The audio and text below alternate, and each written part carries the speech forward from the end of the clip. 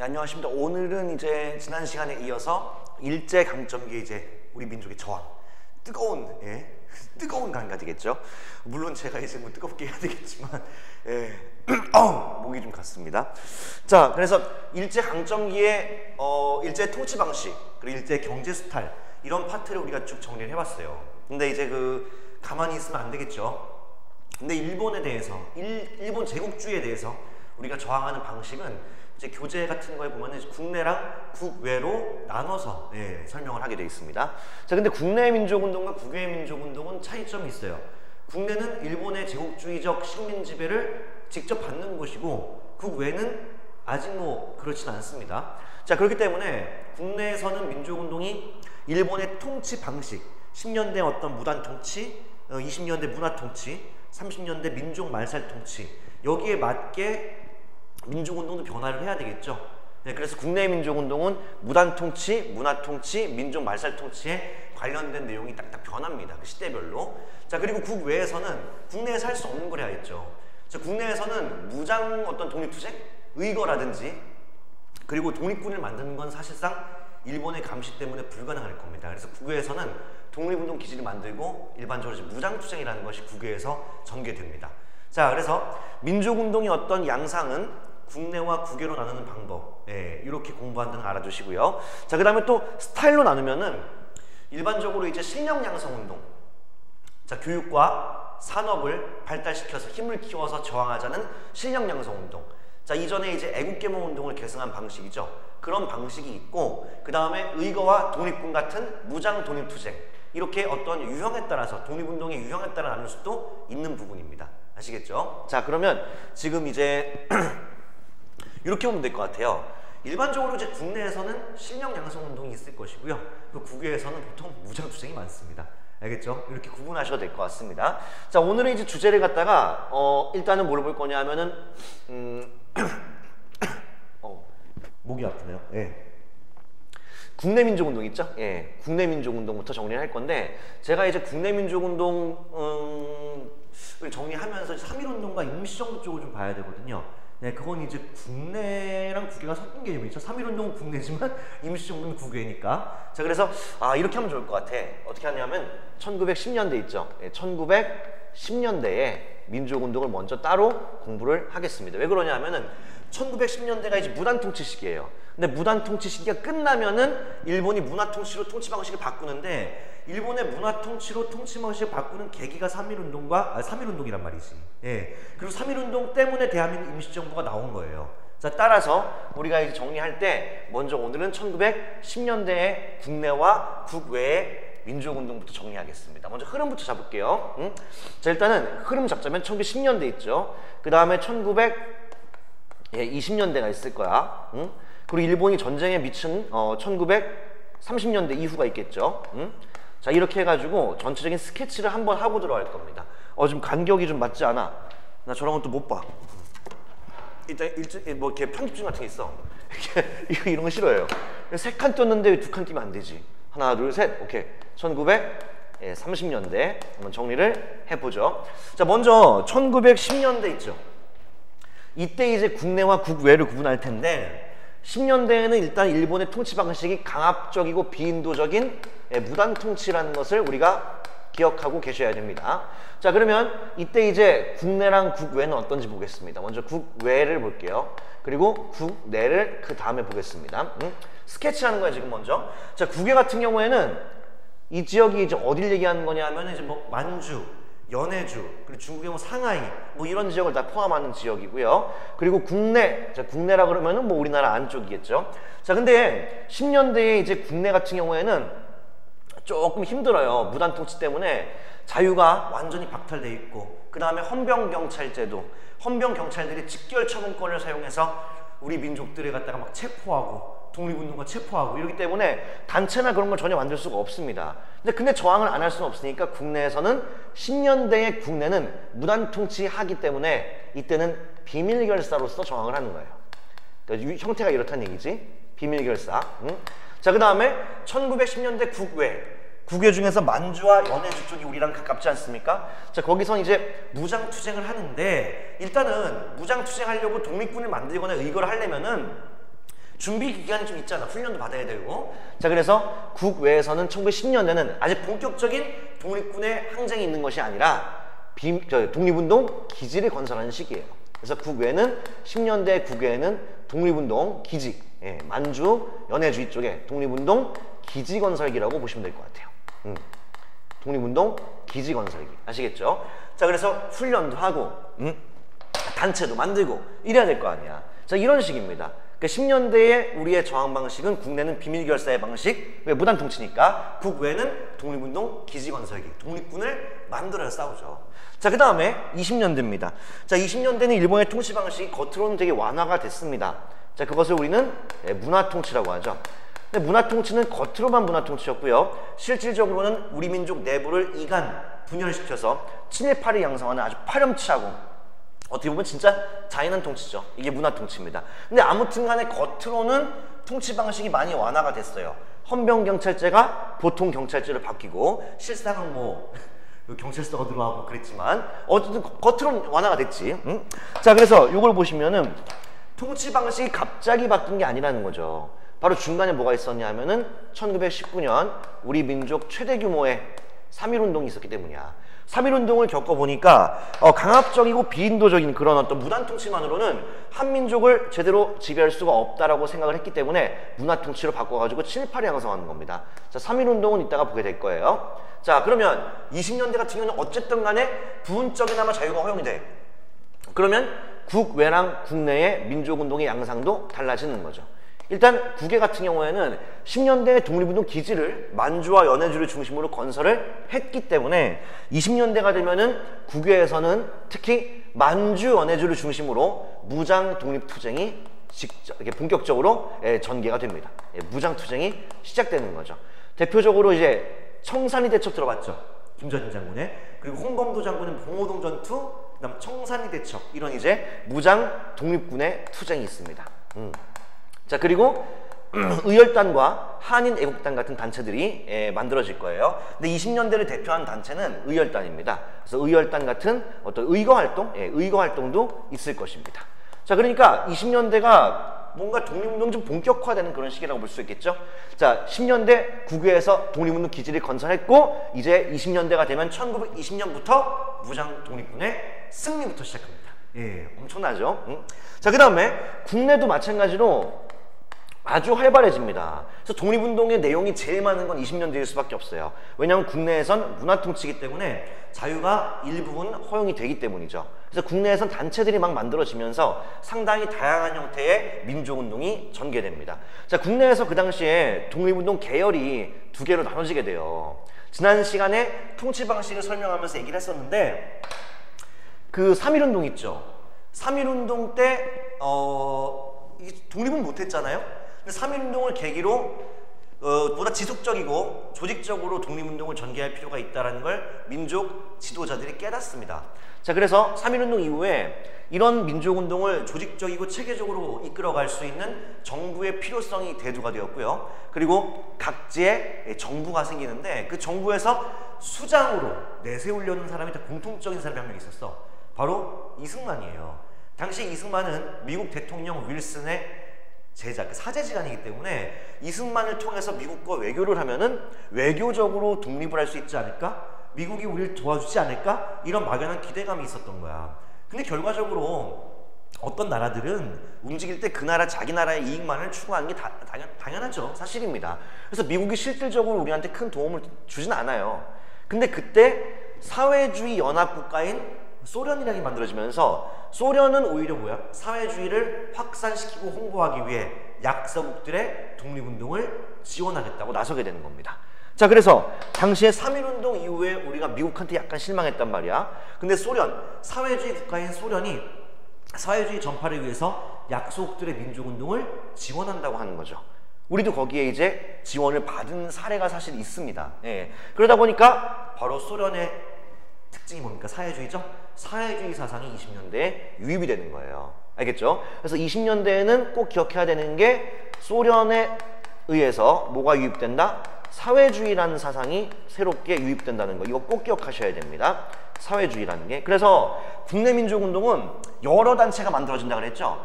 기존의 독립운동을 하는 민족주의 계열의 단체도 있지만 바로 소련을 통해서 사회주의가 유입돼가지고 수많은 사회주의 단체들도 생기면서 사회주의 계열의 독립운동이 또 있어요.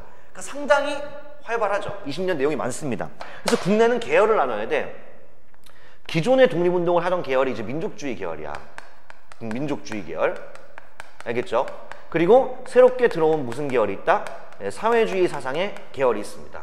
근데 많이 달라요. 이 민족주의 계열은 기존 독립운동을 지휘하던 계열이야. 근데 기존 독립운동 어떤 사람들이 있죠?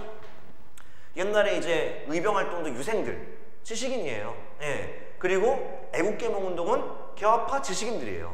일반적으로 민족주의 계통은 누가 많다? 지식인들이 많아요. 근데 지식인들, 그 당시에 지식인이려면 돈이 좀 있어야겠지. 보통은 지식인들은 자본가 혹은 지주예요. 자, 일반적으로 지식인, 자본가, 지주 이런 계층들이 민족주의 계열이 많습니다. 얘네가 원래 이 계열이 원래 독립운동을 이끌어가던 계열이었던 거지. 자, 근데 이 문화통치라는 게 어떤 거냐면 우리 민족 내부에 친일파를 양성하는 거잖아요. 예? 근데 일본이 우리 민족 내부에 친일파를 갖다가 양성할 때 누구를 갖다 회유하겠습니까? 농민과 노동자를 갖다가 자기 편으로 만들어봤자 일본은 이득될 게 없어요. 바로 지도부들. 우리 민족의 지도자적인 입장의 사람들을 갖다가 친일파로 만들어서 그들을 통해서 한국을 친일화 시켜야 된단 말이야. 그러니까 일본 애들이 지식인, 자본가, 지주한테 엄청 잘해줘. 우리 지난 시간에 봤지만 지주들은 오히려 토지 조사 사업 때 신고를 할 경우나 그리고 산미증식 계획에 의해서 쌀값이 폭등하면서 지주는 크게 이득을 본단 말이죠. 일본의 말을 잘 들으니까 지주가 이득을 보는 그런 상황이 생겼단 말이야. 그럼 지주가 친일화가 된다고. 자본가도 마찬가지예요. 예. 하시겠죠? 자, 그래서 지식인, 자본가, 지주 이런 계층들에서 친일화가 많이 생깁니다. 그래서 민족주의 계열은요 2개로 또 갈라지게 돼.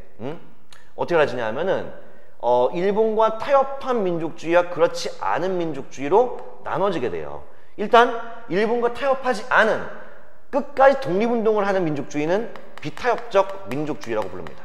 네, 비타협적 민족주의. 자, 비타협적 민족주의 계열이 끝까지 독립운동을 하는 민족주의 계열이고요. 그 다음에 일제에 타협해버린 문화통치의 회유가 돼버린 그런 지식인, 자본가, 지주가 있단 말이야. 자, 그들을 갖다가 우리 뭐라고 하냐면 타협적 민족주의라고 하는 거죠. 자, 쉽게 말하면은 이 타협적 민족주의, 친일파란 얘기예요. 얘네가 우리 민족의 지도부였고 실제로는 독립운동에 매진을 하던 사람들입니다. 근데 문화통치에 회유돼가지고 상당히 많은 지식인과 자본가, 지주들이 친일화가 돼요. 끔찍한 일이죠. 자, 이들을 갖다가 우리가 뭐라고 하냐 하면은 자치론이라고 합니다. 자치론. 자치론. 이 타협적 민족주의들을 우리는 자치론, 혹은 자치론 이렇게 불러요. 자치가 무슨 뜻이야? 자치가 뭐야? 스스로 자체의 다스릴 치자입니다. 스스로 통치한다는 얘기예요. 그러니까 우리는 지금 이 타협적 민족주의자들은 독립이 아니라 자치를 추구하는 거예요. 일본이 안 망할 것 같은 거지. 예? 우린 나라를 일본에 뺏겼어. 근데 일본이 안 망할 것 같은 거야. 그래서 독립은 물 건너간 것 같고 독립운동 방향을, 그러니까 민족운동 방향을 독립이 아니라 일본의 식민 지배를 인정하는 방향으로 가자는 얘기야. 인정은 하되 우리 땅은 우리가 다스리게 자치를 추구하는 이런 방향입니다. 이게 뭡니까? 대표적인 사람이 누가 있냐면요. 대표적인 사람이 이광수예요. 이광수라든지 최린. 자, 이런 사람들이 대표적인 타협적 민족주의자, 친일로 변절한 자치론자들이죠. 특히나 이광수 같은 경우에는 당시 한글신문들도 간행되지 않습니까? 20년대에. 그때 이제 동아일보에다가 동아일보에 쓴 글이 있어. 이광수의 변절을 딱 보여주는 글인데 동아일보에 이광수가 이런 글을 썼거든. 민족적 경륜이라는 글을 쓰거든요. 민족적 경륜. 자, 그러니까 종래의 방식을 버리고 일제가 허용하는 범위 내에서 그 민족운동을 전개해야 된다는 거야. 그게 무슨 독립운동이에요? 그거는 바로 독립은 아니고 안 될 것 같으니까 그냥 통치만 한국인이 하자. 자치예요. 예, 근데 이거는 일제의 식민 지배를 그들이 인정하는 겁니다. 말도 안 되는 거죠. 그렇다고 민족주의가 다 그런 건 아니죠. 비타협적 민족주의도 있습니다. 아무튼 간에. 자, 그리고 여기에서 이런 민족주의자들이 있죠. 이런 민족주의 계열들은 국내니까 무장투쟁은 힘들죠. 옛날에 애국계몽 운동을 계승해서 바로 우리 민족의 실력을 키워야 된다라고 하면서 실력 양성이란 방식으로 운동을 전개하게 됩니다. 실력 양성 운동. 요거는 옛날에 애국개몽 운동처럼 그 사회 진화론을 바탕으로 한 것이에요. 사회 진화론. 요거 이제 설명했었죠? 진화론이라는 게 뭐예요? 다윈의 생물학적 진화론을 국가 관계에 적용을 시키는 거라 그랬지. 그래서 약육강식, 우승열패, 적자생존 이런 개념을 국가 간의 관계에 적용시켜서 강대국이 약소국을 식민 지배하는 걸 정당화시킨 이론입니다. 자, 근데 이거를 거꾸로 생각하면 뭐가 되는 거야? 우리도 강해지면은 식민 지배를 당하지 않는다는 얘기로 해석할 수도 있겠죠. 그래서 강해지려면 뭘 키워야 돼? 실제 힘이 있어야 된다라고 해서 실력을 양성하는 건데 애국 계몽 운동을 계승한 거예요. 똑같아요. 그래서 이제 그 교육이라든지 산업 분야에 있어가지고 우리의 힘을 키우자 그런 운동이었겠죠. 이게 실력 양성 운동. 요거를 20년대에 민족주의자들이 많이 주도하게 됩니다. 자, 대표적인 게 뭐가 있냐 하면 교육 분야에선 우리 힘으로 대학을 만들자. 밀립대학 설립 운동. 그 다음에 산업 분야에선 국산품 애용 운동인 물산 장려 운동이 있습니다.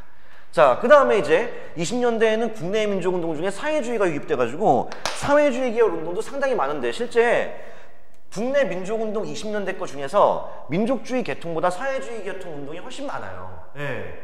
뭐 7대3 정도? 엄청 많아요. 왜 그러냐면 사회주의는 기본 이념이 평등이란 말이야. 근데 평등이라고 하는 것은 약자가 좋아하는 개념이야? 강자가 좋아하는 개념이야? 당연히 약자가 좋아하는 개념이야. 근데 강자보다 약자가 더 많잖아요. 농민, 노동자, 여성, 그 다음에 백정 많잖아요. 규모가 엄청 큰 거지. 그러니까 일본이 사회주의 계열을 탄압하고자 했던 겁니다. 주로. 얘네가 뭉쳐버리면 장난이 아니거든. 민중이거든. 민중국이거든요. 네? 그래서 사회주의 계열은 주로 이제 농민운동, 노동자운동, 그리고 백정들, 여성들 이런 사회주의자들의 운동은 민중운동입니다. 그리고 사회주의 같은 경우에는 당시에 이제 새로운 거잖아. 보통 새로운 기기라든지 새로운 기술이 생겼을 때 젊은 사람들이 보다 더 빨리 적응하지 않습니까? 이것도 새로운 사상이에요.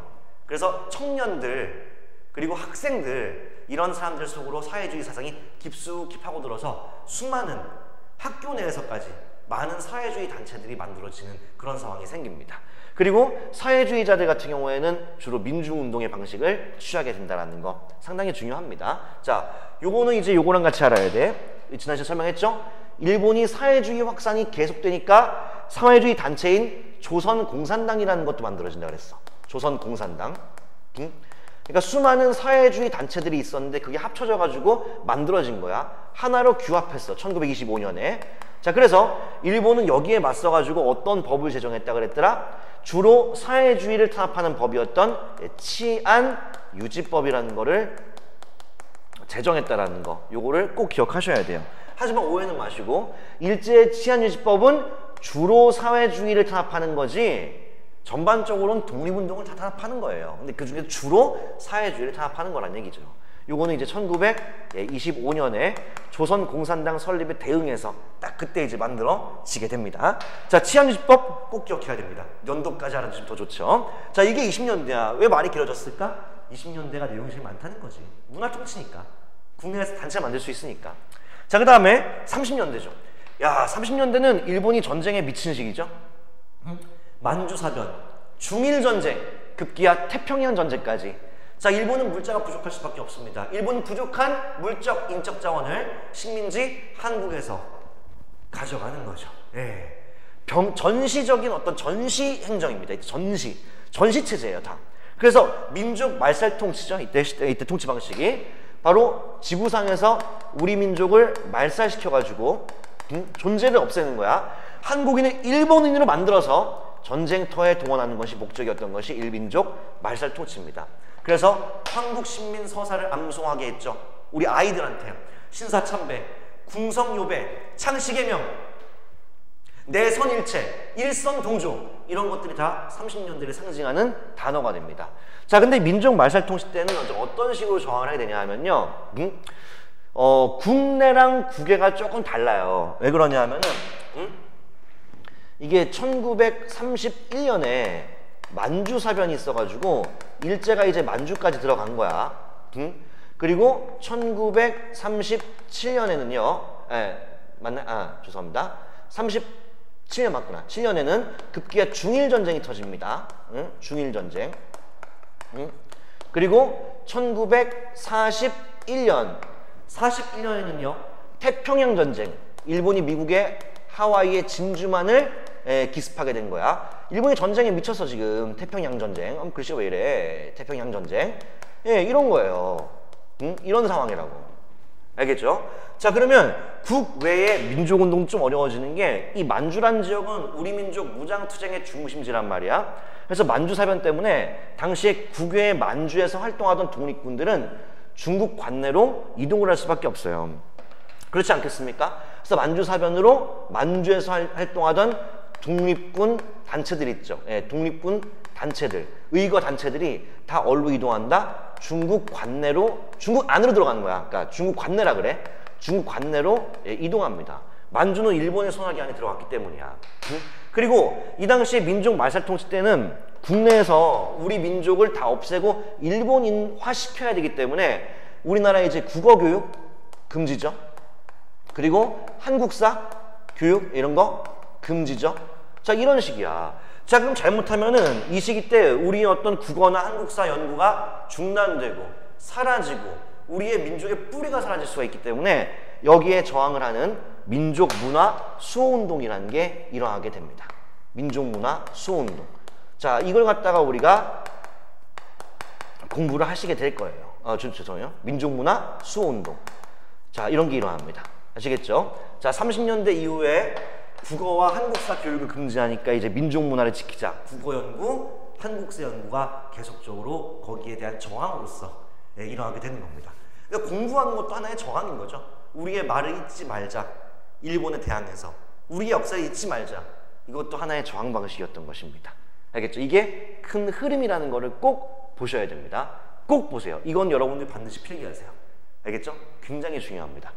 한 번에 한번 정리해봤어요. 자, 그러면 이제 본격적으로 뭘 볼 거냐 하면은 오늘은 1910년대의 상황을 볼 거야. 1910년부터 1919년까지 상황을 볼 겁니다. 자, 정리해볼게요. 다시 여기다가 1910년대의 국내와 국외를 가겠습니다. 먼저 이제 국외부터 한번 정리해볼까? 아닌가? 국내? 찍어요, 아무거나. 아니, 사람이 없구나, 여기. 네, 마음대로 할게요. 1910년대 국내 민족운동부터 보도록 하겠습니다. 알겠죠?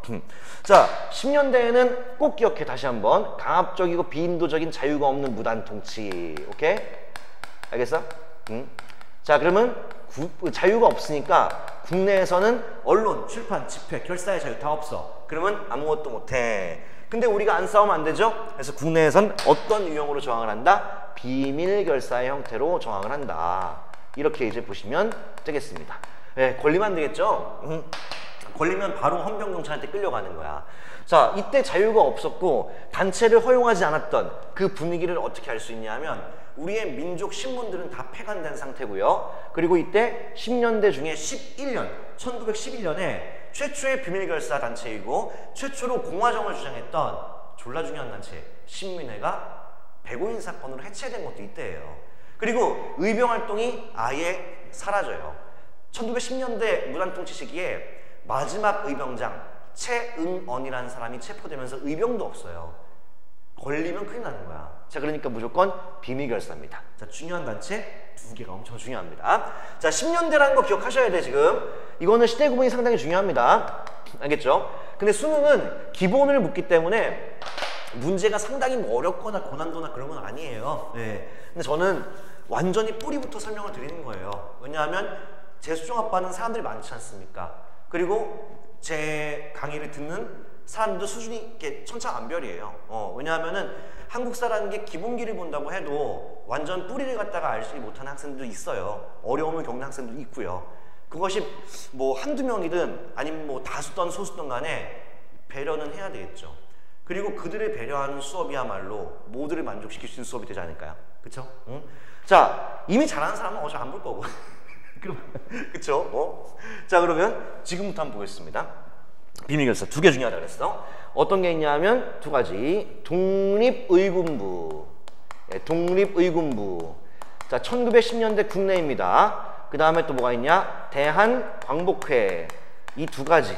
이 두 개부터 꼭 보셔야 됩니다. 이 두 가지가 1910년대를 대표하는 비밀 결사입니다. 자, 이거 말고는 뭐 송죽회 뭐 이런 단체도 있는데요. 출제 빈도가 굉장히 낮죠. 송죽회 미리 얘기하자면은 요거는 평양에서 조직됐어요.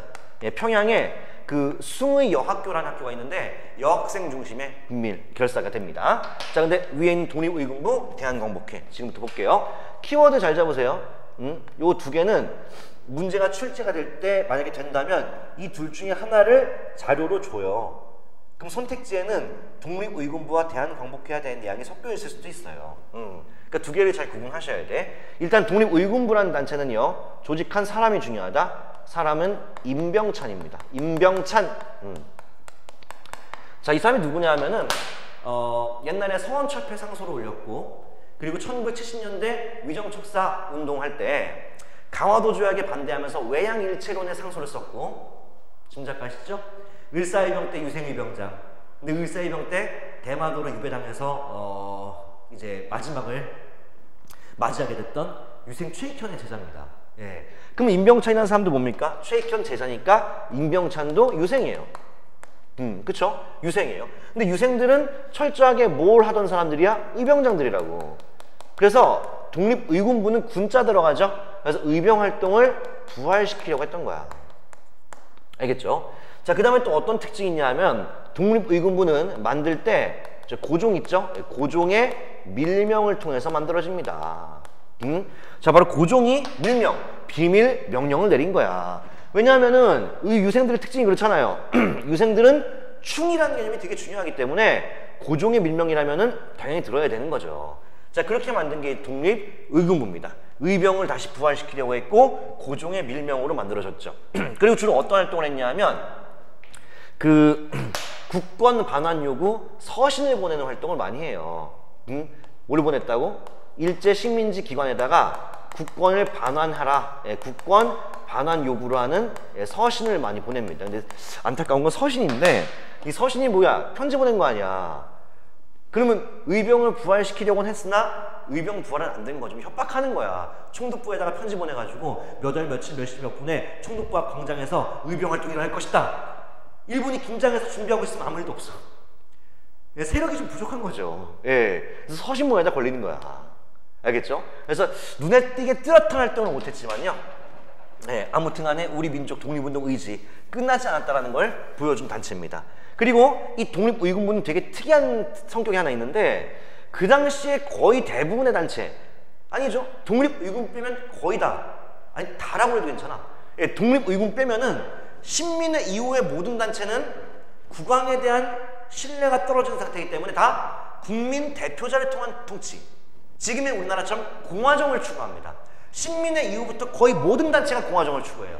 하지만 독립의군부는 고종의 밀명으로 만들었기 때문에 공화정이 아니에요. 왕정 유지, 황제정의 유지를 추구하고 있다는 얘기야. 유생들은 충성이 장난 아니죠. 또 독립의군부가 추구했던 목표는 뭐다? 고종을 복위시키는 거야. 자, 고종을 복위시키는 거야. 다시 순종이 무능하니까, 물론 고종도 무능하지만요. 자, 그것에 갖다가 뭐라고 하냐 하면은 공화정이 아니야 이건. 자, 복벽주의라고 부릅니다. 예, 이거를 기억해 주시기 바랍니다. 독립의군부가 추구했던 것은 뭐다? 복벽주의입니다. 이 벽자가 뭐냐 하면은 임금벽자예요. 잘 안 쓰는 건데 유생들은 말 어렵게 쓰는 거 좋아할 것 같죠? 그쵸? 복벽주의, 복왕주의가 아니라 복벽주의입니다. 임금벽자입니다. 아시겠죠? 자, 그 다음에 대한광복회. 요거 조금 간지나. 요거 아주 간지난 단체야. 요거는 이제 누가 만들었냐 하면 박상진이라는 사람이 만들었어요. 박상진. 그리고 여기에 참여했던 사람들은 이제 최기중, 그리고 유명한 나중에 이제 청산리 대첩을 이끌었던 총사령관 김좌진 장군도 여기 출신입니다. 얘는 이제 각시탈 같은데 그 어떤 거 하냐면 친일파 새끼들 있죠. 친일 부호를 처단해가지고 돈을 모아요. 친일 부호를 처단해가지고. 그래서 부잣집 있죠. 친일파로 일본에 이제 토지 조사 사업 때문에 일본에 빌붙어가지고 졸라 돈이 많아진 지주 막 이런 새끼들 있죠. 걔네 집에 이제 몰래 탈 쓰고 담 넘어가는 거야. 그럼 자는데 깨워가지고 뭐에 칼들이 되는 거지. 예. 돈이 나 이러는 거죠. 자, 그래서 군자금 모으는 거야. 군자금. 예, 군 자금을 갖다가 모으는데 군 자금을 왜 모으겠어? 실제로 독립군을 양성할 계획이 있었던 단체입니다. 아시겠죠? 군 자금 모아가지고 뭘 만들려고 했다? 예, 독립군을 갖다가 양성할 준비를 했던 그런 단체입니다. 이게 대한광복회예요. 자, 대한광복회는 독립의군부만 복벽주의죠. 자, 이것도 여타 단체들처럼 자, 뭘 추구했다? 공화정책. 예, 신민의 이후에는 거의 모든 단체가 다 공화정을 추구한다 그랬죠? 자, 이것도 공화정체의 국민국가 건설을 추구했던 그런 단체가 대한광복회입니다. 그러니까 독립의군부만 예, 복벽주의입니다. 알겠죠? 이게 국내 비밀결사입니다. 국내에 봤어요. 국내. 자, 그러면 1910년대에 이제 어디로 가볼까? 이게 국외로 갈 텐데 여기 좀 잘 들으셔야 돼. 그러니까 학생들이 괜히 이제 무장투쟁 어려워하는데요. 솔직히 수능에서는 그 내신 같은 경우에는 무장투쟁 진짜 어려워요. 디테일하게 나올 수 있으니까. 근데 수능에서 무장투쟁은 승리한 전투 몇 개 알면 돼요. 예, 좀 쉬운 편이지만 우리가 역사라는 게 그래. 아무리 쉽다? 아무리 심플하다? 근데 얘기를 다 안 할 수가 없어. 왜? 인과관계 때문에. 예. 그래서 이해할 때 도움이 될 수 있게 예, 국외에 대한 거를 지도와 함께 설명을 할 건데 지역별로 저항의 유형이 다르기 때문에 지금 잘 보셔야 돼요. 예, 지역 이름도 잘 파악하시고요. 여기를 들으면 나중에 좀 쉽게 이해할 겁니다. 알겠죠? 자, 일단 10년대 국외는 아직 본격적인 무장투쟁이 있는 건 아니에요. 준비해야 되니까 뭐다? 독립운동 기지 건설기. 자, 그래서 우리 민족의 독립운동 기지가 건설됐던 지역이 어디인지를 살펴보도록 하겠습니다. 먼저 알겠죠? 자, 지도를 그려볼까요? 국외인데 국외는 총 4가지 지역을 볼 거야. 자, 우리나라 위쪽 그린 거야. 각지게 그리면 좀 있어 보이죠? 백두산이야 이거? 여기 요동반도, 산둥반도. 자, 찍어볼까? 백두산 위쪽에 이 지역 있죠? 여기 보셔야 돼. 가장 독립군이 활발하게 활동했던 지역. 그리고 이 지역. 그 밑에. 알겠죠? 자, 그리고 여기가 이제 우리가 사는 한반도거든? 한반도의 위쪽은 통틀어 만주라고 하는 거야. 알겠지? 그래서 국외 민족운동 중에서 우리가 주목해야 되는 거 어디? 만주예요. 만주 중에서 이쪽을 서간도라 그래. 서간도. 또는 남만주라 그래. 예, 서간도 또는 남만주라 그래. 남만주. 자, 그 다음에 여기는 북만주라고 그러고 여기는 이제 다른 말로 북간도라고 하는 거야. 북간도. 알겠죠? 북간도.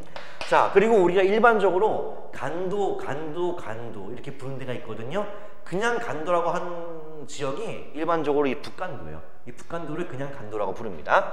자, 그 다음에 이쪽은 이제 러시아가 뺏어간 땅이죠. 예, 중국으로부터 바로 연해주입니다. 예, 연해주 나왔죠. 연해주. 예. 여기에는 아주 중요한 도시가 하나 있지. 바로 연해주. 여기 항구 도시 하나 있어. 바로 유명한 블라디보스토크라는 데가 있죠. 예, 여기가 바로 블라디보스토크입니다. 우리나라와 딱 경계죠. 예, 블라디보스토크. 그러니까 아무래도 여기는 한국이랑 접경 지역이기 때문에 블라디보스토크에는 한국인들도 많이 있었을 겁니다. 이게 바로 만주와 연해주 지역입니다. 만주에서는 서간도와 북간도를 나눠 보셔야 되는데요. 아무튼 이 만주 연해주는 공통점이 있어. 무조건이야. 만주 연해주의 독립운동 방식은 무조건 무장투쟁입니다. 예, 바로 독립군 무장투쟁 중심지가 만주 연해주란 얘기지. 특히 북간도 뭐 이런데 무조건 만주 연해주는 무장투쟁입니다. 그래서 만주에서 만약에 어떤 독립운동가들이 독립선언서를 발표했다고 치자, 그러면 그 내용은 볼 필요 없어. 졸라 싸우자입니다. 아시겠죠? 무조건이에요. 자, 그 다음에 중국 안쪽 들어가 볼까? 자, 항상 이쪽에 맨 밑에 표시가 되어 있으면 상하이입니다. 상하이. 알겠죠? 자, 근데 이 상하이라는 지역은 항상 그래. 이 상하이 지역 같은 경우에는 노란색을 쓸까? 왠지 만주 연해주를 노란색을 썼으니까. 자, 상하이 중요한 지역이죠. 상하이. 자, 상하이 같은 경우에는 독립운동 방식이 무조건 외교예요. 예, 여기는 뭐의 중심지였다? 외교 중심지입니다. 여기는 그 당시 프랑스의 조계지예요. 프랑스령입니다. 자, 그래서 일본의 어떤 간섭이 아직까지는 미치지 못했죠. 그리고 외국 대사관이 많기 때문에 외교 활동에 굉장히 유리한 지역이었습니다. 상하이는 무슨 방식이다? 외교입니다. 그럼 우리 이거 이미 알고 있죠? 대한민국 임시정부가 처음에 상하이에 통합됐던 거. 그럼 대한민국 임시정부도 원래는 뭐 하던 곳이다? 외교활동하던 곳이라는 얘기입니다. 알겠죠? 자, 그 다음에 또 올라가 볼까? 그 다음에는 미주 지역입니다. 예, 미주 지역. 그러니까 미주는 미국이야. 너무 머니까 이렇게 쓸게. 자, 미주 지역에는 어디가 있냐 하면은 대표적으로 미국 본토의 필라델피아, 그리고 하와이 뭐 이런 데 있어요. 예, 하와이 뭐 이런 데. 네, 미주 지역이죠. 자, 여기는 우리나라 사람들이 노동자로 많이 가서 일하기도 하거든요. 뭐 심지어 그 옛날에 도산 안창호 선생은 미국에서 오렌지 농장에서 일했으니까. 그리고 수많은 사람들이 사탕수수 농장에서 노동자로 그렇게 일을 해요.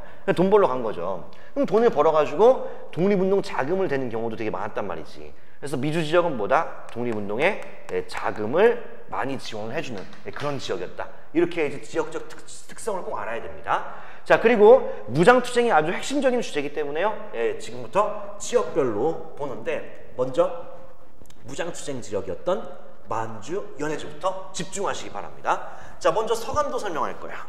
자, 이 서간도는 누가 개척을 했냐 하면 국내 독립운동 단체가 개척을 한 거야. 예?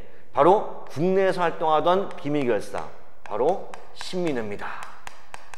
예, 신민회의 그 이회용과 6명의 형제들 중심으로 서간도 있죠. 서간도, 다른 말로 남만주. 여기에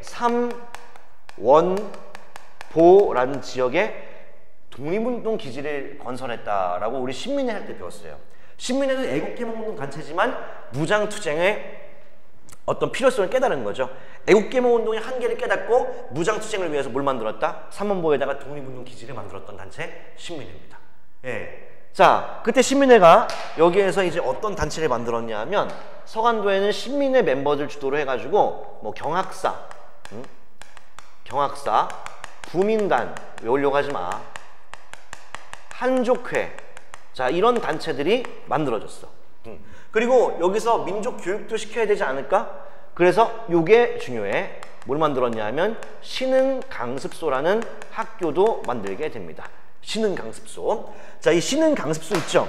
이걸 다른 말로 신흥학교라고도 하는데 이 신흥강습소는 나중에 뭐가 된다? 독립군 명문학교인 신흥무관학교가 됩니다. 여기 출신들 되게 많아요. 나중에 이제 그 의열단 단장이었던 김원봉도 졸업은 안 했지만 여기 이제 출신이고요. 그리고 신흥무관학교 교관이 우리나라 국군의 뿌리가 되는 나중에 김구 중심으로 만들어진 한국광복군의 총사령관입니다. 예, 굉장히 여기 나왔다 그러면 이렇게 이러는 거죠. 그 당시에는 나 신흥무학과 나왔어. 거의 독립군의 서울대. 예, 여기가 신흥무관학교입니다. 이게 서간도, 뿌리는 신민회에 있습니다. 자, 그 다음에 북간도인데요. 북간도를 개척한 단체는 종교단체입니다. 어떤 종교냐면 대종교입니다. 대종교. 알겠죠? 자, 이 대종교는 우리의 민족 종교로서 단군을 숭배하는 종교예요. 근데 대종교를 만든 사람이 누구냐 하면 나철이에요. 나철. 나철? 이 나철, 그리고 오기호, 이런 사람들이 대종교의 주요 인사인데, 나철과 오기호는 원래 국내에서 을사늑약에 서명했던 을사오적을 암살하기 위해 오적 암살단을 조직했던 사람들이죠. 하지만 나철은 오기호와 함께 오적 암살단 조직했지만 을사오적 7파 새끼들의 암살에 실패합니다. 그리고 진영수배자가 됐겠지. 그럼 국내에 있을 수가 없다고. 그래서 북간도에서 단군을 숭배하는 대종교를 만들고, 그리고 이 대종교 단체에서, 나철의 대종교에서 북간도 최초의 독립군을 만들게 됩니다. 자, 그게 뭐냐 하면 바로 북간도에서 이 대종교는 중광단이라고 하는 최초의 무장 독립군을 만듭니다. 아시겠죠? 중광단. 이것이 나중에 뭐가 되냐 하면 이 중광단이 1920년대에 김좌진 장군이 있었던 북로군 정사라는 군대로 개편됩니다. 알겠죠? 독립군의 뿌리인 중광단을 만들었어. 그래서 나중에 대종교 나오는데 대종교 배울 때 키워드가 그거예요. 무장 독립투쟁. 이것과 관련된 종교는 뭐다? 대종교입니다. 당시에 이제 대종교가 만주 중심으로 확대가 되고 교세가 이제 팽창하면서 독립군은 거의 대종교를 믿고 그랬었죠. 그 당시에 이렇게 보시면 되겠습니다. 아시겠죠? 자, 그리고 여기도 학교가 있어야지. 여기 이제 무슨 학교가 있었냐 하면은 만주 이제 북간도 지역에는 서전서숙이라는 학교가 있었어. 서전서숙. 서전서숙. 그 다음에 명동학교. 이런 데가 있습니다. 서울 명동 아니죠? 명동학교. 자, 이런 학교가 북간도 지역을 대표하는 학교입니다. 참고로 명동학교는 명동촌이라는 동네에 있었던 거고요. 서전서숙은 이제 그 교장이 이상설이에요. 이상설 들어봤지? 헤이그 특사. 이 서전서숙이 1906년에 개교를 했는데 1907년에 이제 없어져. 왜 그러냐면 고종의 부름을 받아가지고 이상설이 헤이그의 특사로 가게 됩니다. 그래서 학교가 이제 문을 닫고요. 이상설 제자였던 김약연이라는 사람이 명동학교를 다시 개교를 했죠. 자, 그래서 서전서숙 때 이상설이 이 학교 만들고 1년 뒤인 1907년에 이제 고종의 부름으로 헤이그 특사로 갔단 말이야. 근데 헤이그 특사는 결국에 을사늑약의 부당함을 호소하는데 실패했잖아요. 근데 일본 같은 경우에는 걔네가 거슬리니까 당시 이상설은 국내에 들어올 수가 없게 됩니다. 자, 이상설은 떠돌다가 어디에 정착을 했냐 하면 헤이그 특사 파견 이후에 이제 연해주로 돌아와요. 그래서 연해주의 독립운동 기지의 중심 인물이 누구다? 이상설입니다. 참고로 알아두시면 되겠고요. 자, 이제 연해주 보겠습니다. 자, 연해주는 이제 브라디보스톡을 중심으로 해가지고 한국인 집단 거주지가 있었어요. 뭐가 있었냐 하면은 여기에 신한촌이라는 한국인 집단 거주 마을도 연해주에 형성이 돼 있었어요. 알겠죠? 자, 그리고 당시에 이제 여기를 개척한 사람이 이제 헤이그 특사에 갔다 온 이상설이라 그랬죠. 그래서 이상설을 중심으로 상당히 많은 단체들이 나옵니다. 자, 그러면 블라디보스톡에는 어떤 단체가 있었냐 하면은 뭐 많아요. 뭐 여기에 이제 권업회 뭐 이런 거, 뭐 권업회라는 단체도 있어요. 그리고 성명회 뭐 이런 단체, 뭐 이런 단체도 있어. 참고로 권업회라는 단체는 권업신문이라는 것도 발간하게 됩니다. 국민계몽에는 그 당시에 신문이 최고죠. 성명 이런 단체. 그 다음에 조금 알았으면 좋겠는 게 우리나라 최초의 어떤 정부가 만들어지거든요. 그래서 여기에서 또 어떤 단체가 만들어졌냐 하면 대한광복군 정부라는 게 만들어집니다. 대한광복군 정부라는 게 만들어집니다. 알겠죠? 정부라는 말이 붙었죠. 요거. 자, 참고 설명할게요. 이 대한광복군 정부는 만들어진 연도가 1914년이야. 우리 10년대 보고 있지, 그치? 근데 일반적으로 정부라는 거는 거의 아까 대한민국 임시정부 수립 잠깐 얘기했잖아요? 거의 정부는 3.1운동을 계기로 보다 조직적, 체계적인 독립운동을 위해서 만든 거야. 근데 3.1운동이 1919년이잖아. 그러면은 보통 일반적으로 정부는 다 언제? 1919년 3.1운동을 전후해서 만들어진다고. 근데 이건 언제예요? 14년이죠? 중요한 건 이거죠. 이 정부는 3.1운동보다 먼저였다. 바로 3.1운동 이전에 만들어진 정부라는 게 중요한 거죠. 알겠죠? 그래서 3.1운동 이전의 정부인 대한광복군 정부라는 게 있었다는 거를 한번 봐두시기 바랍니다. 여기에 중심 인물은 당연히 정통령, 이상설이 중심 인물이에요. 이상설이 정통령이고, 부통령이 있었는데 부통령은 1세대 사회주의자이자 무장투쟁 독립운동가 이동휘였습니다. 근데 이거 어떻게 보면은 정부란 말에 속지 마라. 나 무조건 그랬다. 만주 연해주 무조건 무장투쟁이라고. 저거는 대한광복군 정부인데 정부지만 광복군이에요. 무장투쟁을 통한 독립 쟁취가 목적이었을 것입니다. 자, 이것이 만주와 연해주입니다. 자, 그 다음에 상하이 가볼게요. 상하이는 외교 중심이지, 그치? 자, 여기에는 어떤 단체가 있었냐 하면 신한청년당, 신한청년당이라는 단체가 있었어. 신한청년당. 자, 얘는 이제 외교 활동을 한다는 자체가 뭡니까? 외국에 연락하는 거죠. 외국과 교류하는 거거든요. 그래서 신한청년당이 어떠한 외교 활동을 했냐 하면은 여기에 이제 김규식이라는 분이 계셨거든요. 김규식. 김규식. 나중에도 계속 언급되는 사람이야. 바로 김규식을 당시에 파리 강화 회의에 이제 보내게 됩니다. 알겠죠? 이런 외교 활동을 전개했던 거야. 자, 김규식은 프린스턴 대학교 출신이에요. 그래서 외국어에 능통합니다. 그래서 이제 그 임시정부 나중에 상하이의 신한청년당 여기서 이제 저 파리 강화회에 파견됐고 나중에는 파리에다가 파리 위원부라는 걸 설치해서 외교 활동을 지속적으로 전개하기도 합니다. 그리고 나중에 신한청년당이 임시정부로 이름이 바뀌는 거거든요. 네, 그래서 대한민국 임시정부 시절에는 지금으로 따지면 이제 외무부 장관 같은 역할을 했던 분이 김규식입니다. 자, 근데 이때 이제 좀 웃긴 게 있어. 우리 공부하다 보면 이런 말 나오거든요. 신한청년당이 파리 강화회의에 김규식을 보냈다. 예, 파리 강화회의는 1차 대전 끝나고 평화회의가 있었던 거죠. 뭐 그들만의 리그긴 했지만. 자, 근데 어떤 부분에선 이렇게 나와. 대한민국 임시정부 배우는데 대한민국 임시정부가 파리 강화회의에 김규식을 보낸 걸로 나와요. 뭐가 맞을까요? 정답은 둘 다 맞습니다. 이 당시에 파리 갈 때 비행기 어림도 없죠? 배 타고 가요. 네. 한 달 넘게 걸리겠지. 근데 중간에 신한청년당이 상하이 임시정부로 바뀌어요. 그래서 김규식은 안창호의 전보를 받고 명함을 다시 판 거죠. 뭔지 아시겠죠? 그래서 신한청년당이 파리 강화회의에 김규식을 보냈다, 이것도 맞고요. 중간에 임시정부로 개편이 되기 때문에 이게 그 임시정부에서, 대한민국 임시정부에서 파리 강화회의에 김규식을 보냈다라는 말도 맞는 말입니다. 예, 둘 다 맞는 말입니다. 자, 이런 외교 활동을 했다라는 거 알아두시고요. 그 다음에 미주 지역은 보통 자금이에요. 한인 동포들이 많았던 곳이 미국 내부에서 필라델피아고요. 그 다음에 하와이에는 사탕수수 농장에서 많이 일을 했는데 여기에도 한인들이 굉장히 많습니다. 근데 여기에선 이것만 좀 기억했으면 좋겠어. 자, 많은 단체가 있어. 미국 필라델피아에서는 이제 뭐 그 대한인 국민회 뭐 이런 단체가 만들어지기도 했어. 근데 하와이에 있던 단체가 좀 특이해서 알아야 돼. 바로 하와이에는 대조선 국민군단이라는 단체가 만들어져. 자, 이게 왜 특이하냐면요, 이거 무장투쟁 단체예요. 보통 무장투쟁 독립군들은 만주와 연해주에서 준비가 되는데 하와이에 무장단체가 있었다는 건 특이하죠. 대조선 국민군단이고 단장은 누구였냐면 박상진 저기잖아. 죄송합니다. 박씨를 헷갈렸어요. 박용만.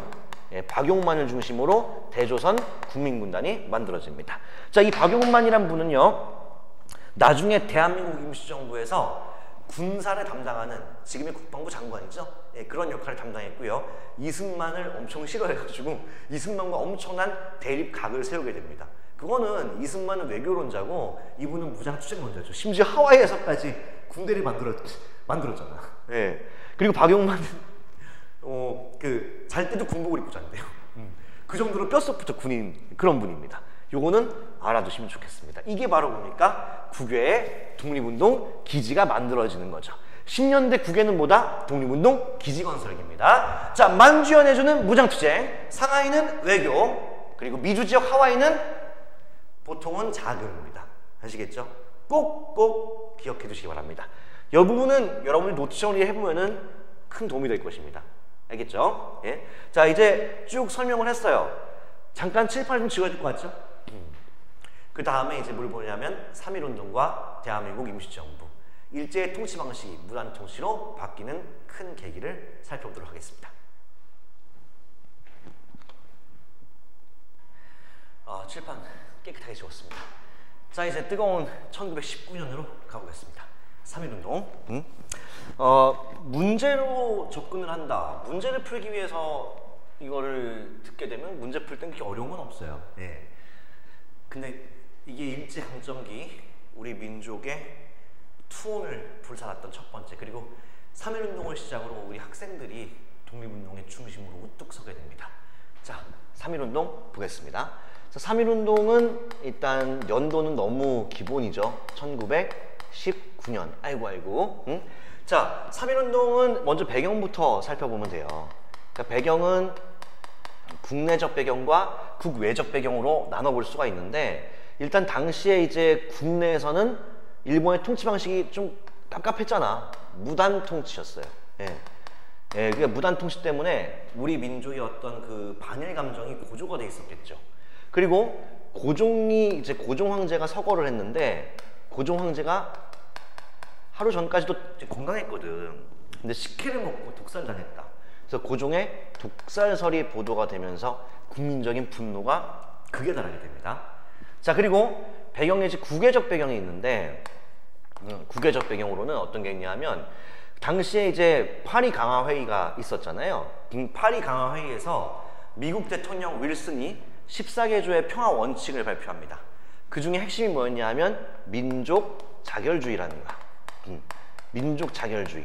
자, 이게 이제 전 세계적으로 대두가 된 거죠. 요거는 미국의 대통령 윌슨이 발표한 그 14개조의 평화 원칙 중에 핵심 내용인데, 자결이란 말은 스스로 결정한다는 얘기죠. 그래서 어떤 민족은 그 민족의 운명을 스스로 결정할 권리가 있다는 겁니다. 그러니까 다른 민족이 다른 민족을 간섭하고 지배하는 건 안 된다는 얘기죠. 그래서 식민지의 독립을 지지하는 발언이었던 거죠. 이것이 크게 이제 자극을 주게 되는 거예요. 근데 솔직히 말씀드리면은 우리나라 자체는 당시에 식민 지배를 받고 있는 통제 상황이기 때문에 민족 자결주의의 소식이 들어오진 않아요.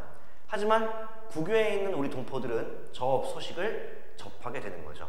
하지만 일본은 민족 자결주의 원칙을 우리 민족에게 적용시키지 않습니다.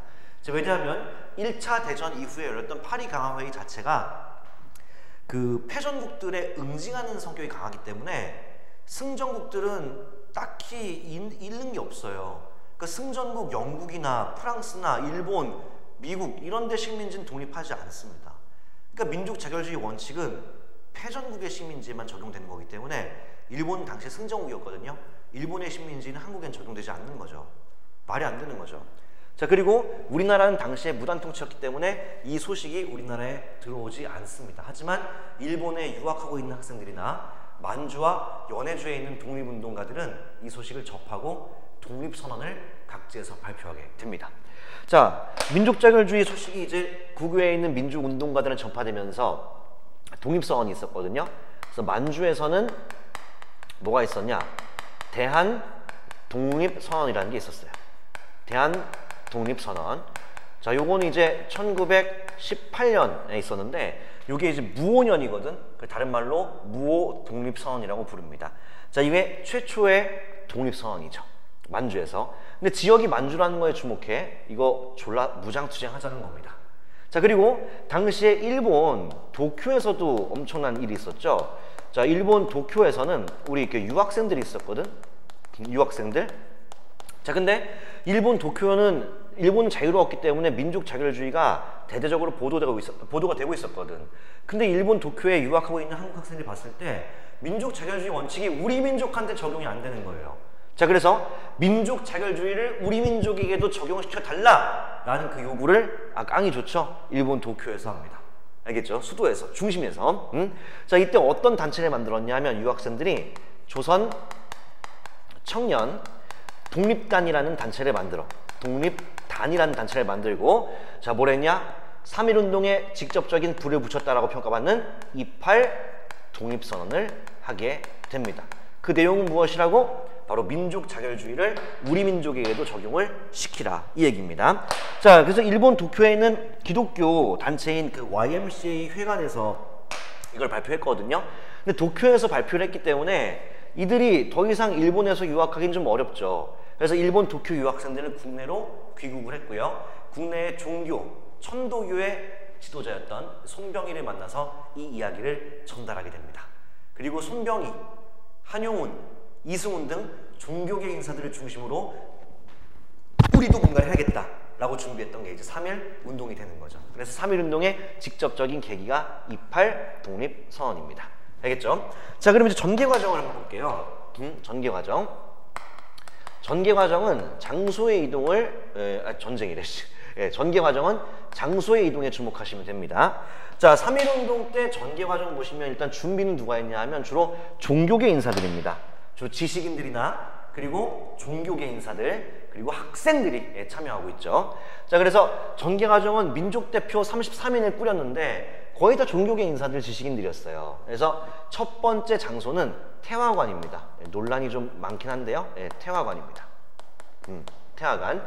그 다음에 두 번째 장소 이동은 종로의 탑골공원입니다. 탑골공원.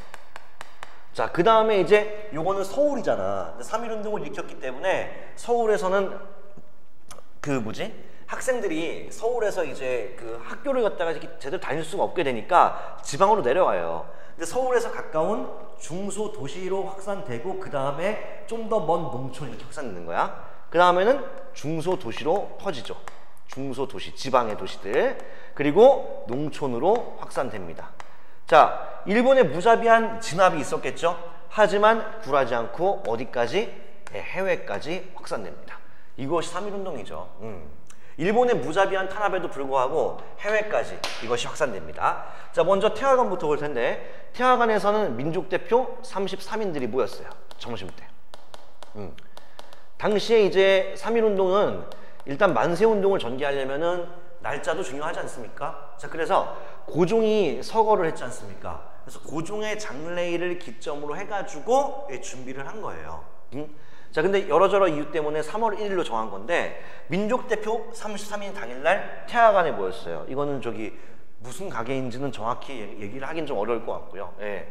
민족대표 33인. 그리고 여기에서 독립선언식을 가지게 됩니다. 자기들끼리.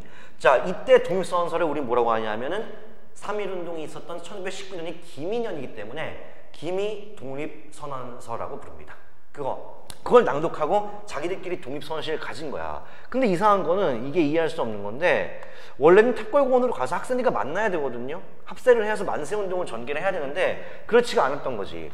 독립선언식을 가지고 하고서는 얘는 가까운 데 있었던 종로경찰서에 자수를 해가지고 잦은 체포당합니다.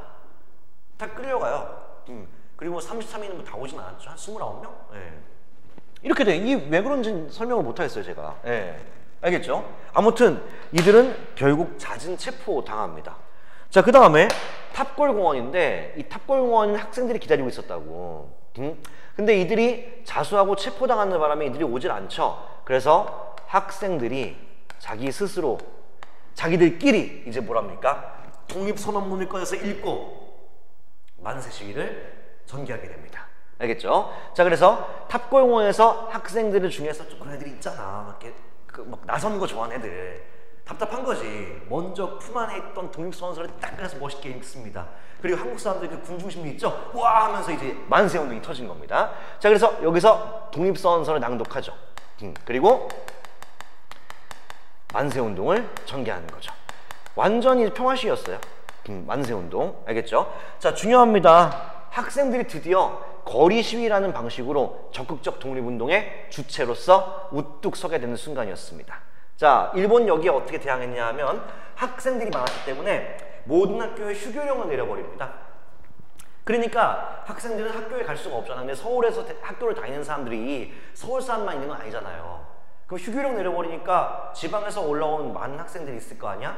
그들은 서울에 있을 이유가 없으니까 돌아가는 거야. 그러니까 학생들이 돌아가서 자기의 또 그 뜨거운 그 심장을 가족들한테 이제 얘기하는 거야. 어우, 존나 쩔었다고. 서울에서 탑골공원에서 만세운동했다고. 그러니까 이것이 중소도시, 또 시골 출신 학생들은 농촌 가서 아빠 엄마한테 말하는 거죠. 농촌까지 이렇게 이제 확산되는 거죠. 실제로 3.1운동 때 제일 중요한 인물 중에 하나인 유관순 열사는요, 그 3.1운동을 서울에서 이제 이화학당 다닌 지금의 이화여대 이화학당 출신인데 서울에서도 했지만, 유관순이 직접 이제 주도한 거는 천안에서 한 거예요. 그러니까 지방으로 이게 퍼지고 있다는 얘기야. 근데 중요한 것은 농촌 확산기입니다. 당시에 도시민보다 농민들이 힘들었잖아. 왜냐하면 10년대 토지 조사 사업 때문입니다. 농민들은 땅을 갖다가 다 뺏기고 계약직 소작로로 전락했죠. 자, 그래서 농촌 확산기 때는 3.1운동이 뭐가 된다? 폭력 시위가 되는 거예요. 도시랑은 좀 다릅니다. 3.1운동이 끝까지 평화 시위였냐? 그건 아닙니다. 농촌 확산기 때는 폭력화됩니다. 왜? 농민들은 그 누구보다도 울분을 토해내겠죠. 아무것도 그 토지조사 사업 때문에 아무것도 남아있는 게 없으니까요. 아시겠죠? 자, 이렇게 보시면 되고요. 일본의 무자비한 탄압으로 결국은 독립은 성취하지 못했지만 이것이 해외의 만주연해주 그리고 미국의 필라델피아까지 퍼지면서 우리 민족의 저력을 보여줍니다. 일본은 간담이 서늘해졌겠죠. 자, 이것이 바로 3.1운동의 전개 과정입니다. 아시겠죠? 자, 당시에 이제 일본의 무자비한 탄압은 한 가지 좀 유명한 사건이 있어요. 경기도 화성에서 있었던 화성 제암리 학살 사건 정도는 기억을 해 주시기 바랍니다. 이런 무자비한 학살과 탄압 속에서도 우리는 굴하지 않았던 것입니다. 자, 제암리 학살 사건입니다. 제암리. 이때 교회에 이제 남녀노소 다 몰아넣고 막 총결가하고 풀 지르고 말도 안 되는 얘기죠. 예, 이것입니다. 자, 그래서 세 번째 이제 뭐냐면 3.1운동의 결과 영향인데요.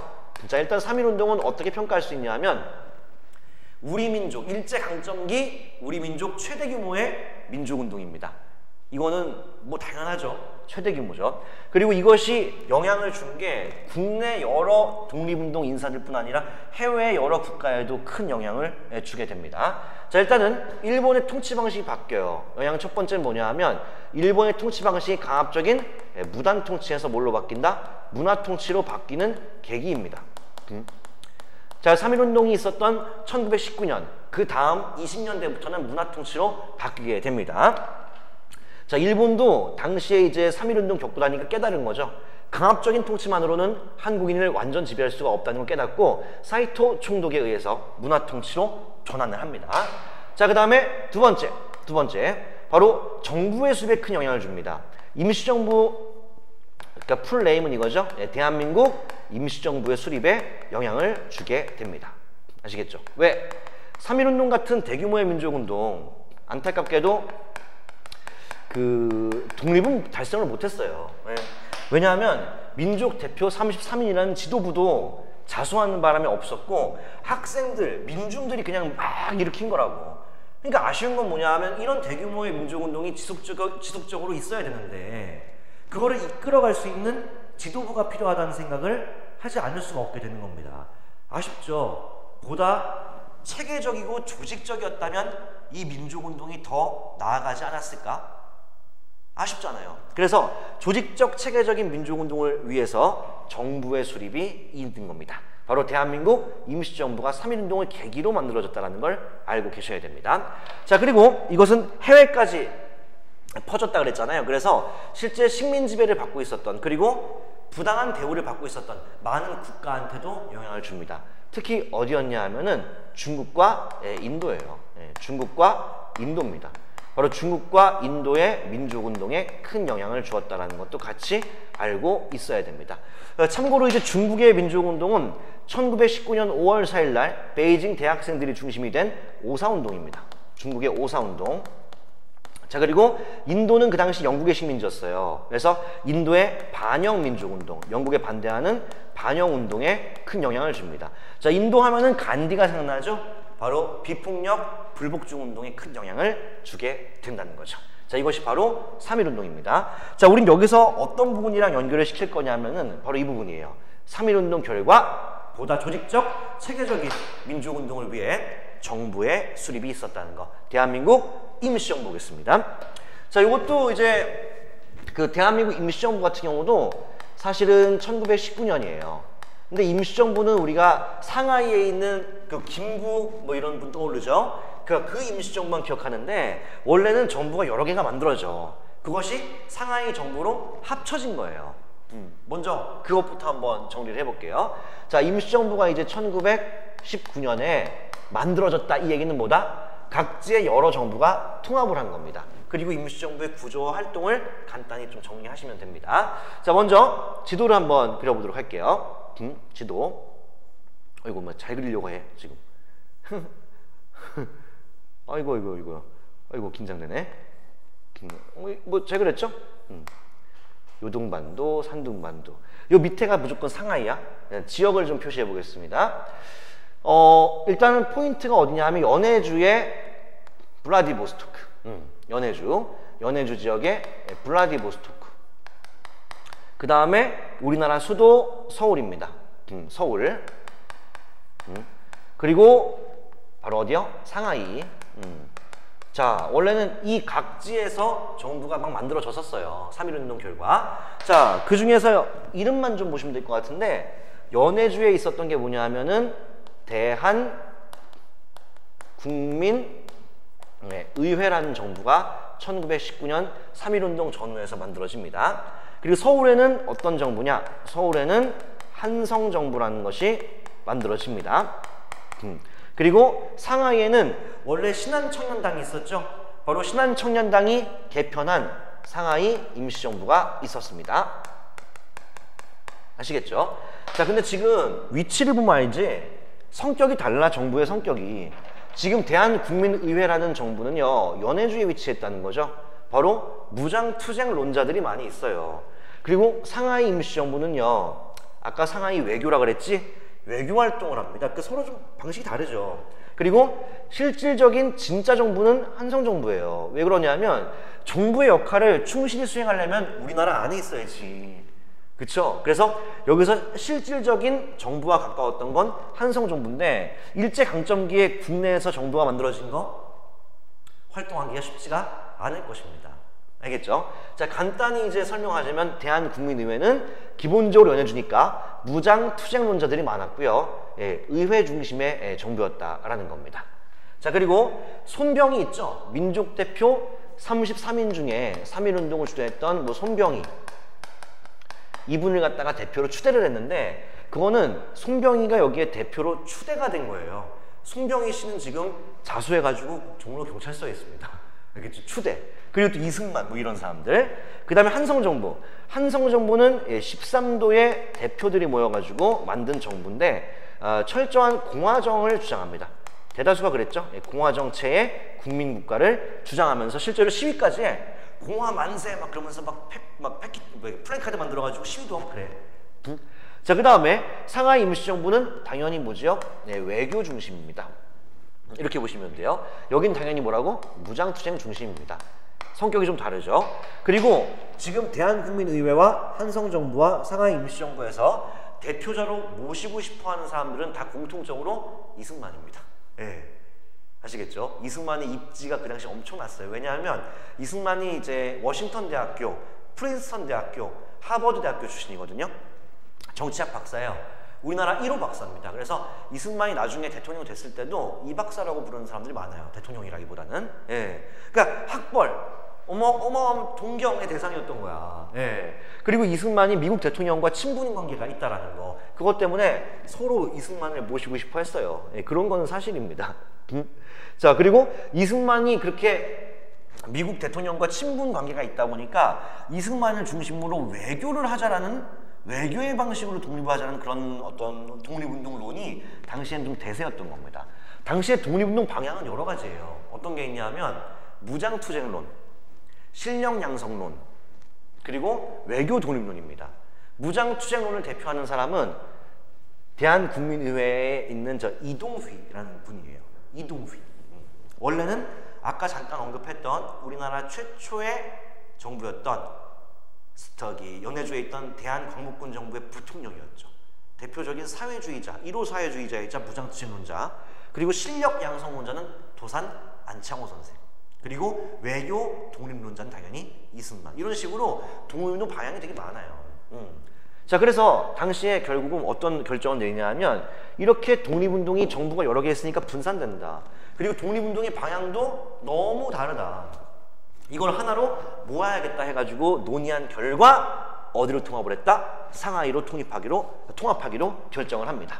자, 그래서 대한국민의회 출신들의 인사들도 상하이로 오게 되고요. 그리고 정통성은 어디를 계승했다? 한성정부가 진짜 정부니까 정통성은 한성정부 것을 계승해서 어디로 통합을 했다? 1919년 9월 상하이의 임시정부로 세 개의 정부가 통합되는 겁니다. 그것이 우리가 알고 있는 대한민국 임시정부가 되는 거지요. 알겠죠? 근데 예상할 수 있죠? 여기에는 각지의 인사들이 다 이렇게 통합이 돼가지고 독립운동 방법이 여러 가지가 섞여 있어요. 그리고 사회주의와 민족주의 계열도 섞여 있다 보니까 갈등의 여지가 상당히 많아요. 그것이 나중에 문제가 되긴 해요. 아시겠죠? 아무튼 의미 있는 정부의 통합입니다. 자, 그러면 이 상하이로 통합된 임시정부가 만들어진 그 이유가 뭐냐 하면은, 일단 당시에는 외교가 대세였기 때문이야. 그래서 외교에 유리한 지역으로 통합을 하기로 결정을 한 겁니다. 자, 그리고 상하이는 프랑스령이었기 때문에 일제의 간섭이 아직까지 미치지 않은 지역이라는 그런 점 때문에 상하이로 통합을 합니다. 자, 그러면 우리가 이제 통합된 대한민국 임시정부를 배우는 거죠. 1919년 9월 임시정부는 어떠한 구조로 이루어져 있고 어떠한 활동들을 주도했는지, 특히 활동은 외교 중심 활동을 했겠죠. 요거를 지금부터 보도록 하겠습니다. 자, 바로 임시정부의 구조를 보면은 얘네가 추구하는 거는 역시 공화정인데 민주공화정을 추구합니다.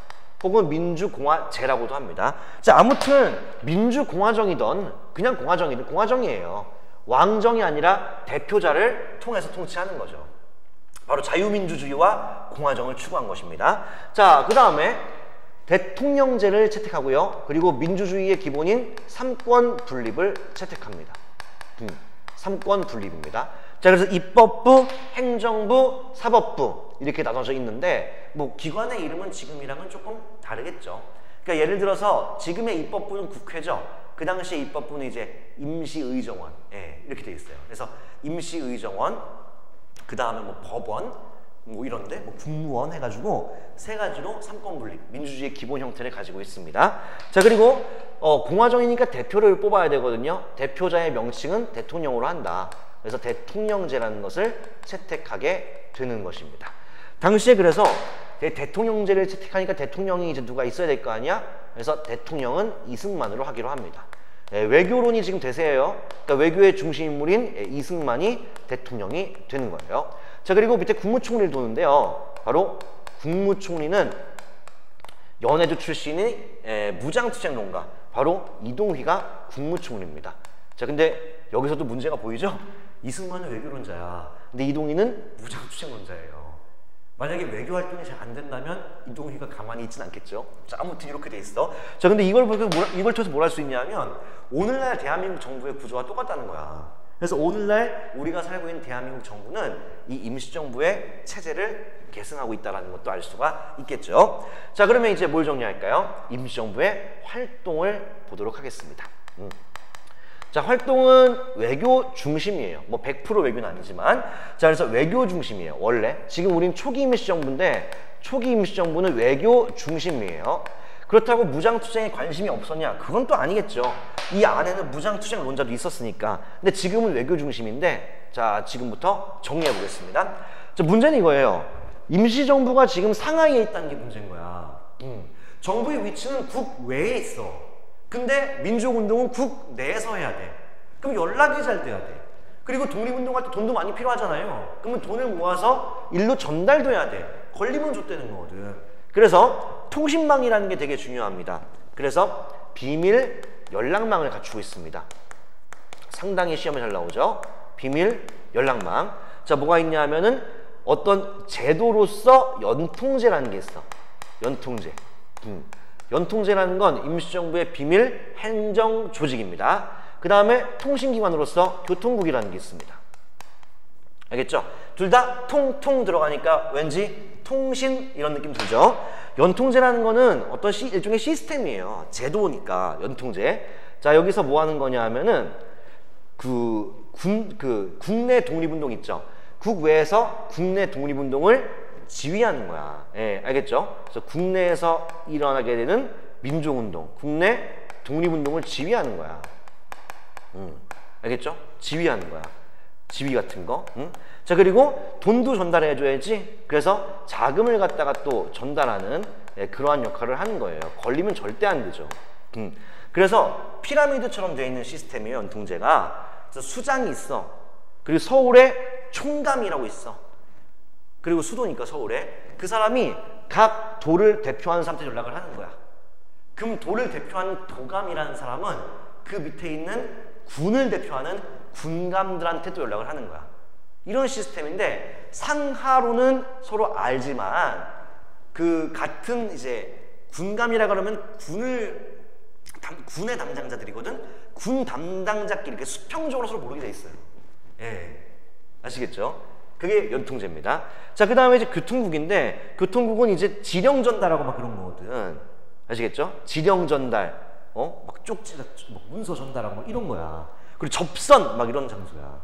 대표적으로 이제 어디가 있었냐면은 만주에 이륙양행이라는 회사가 있어요. 이륙양행. 예?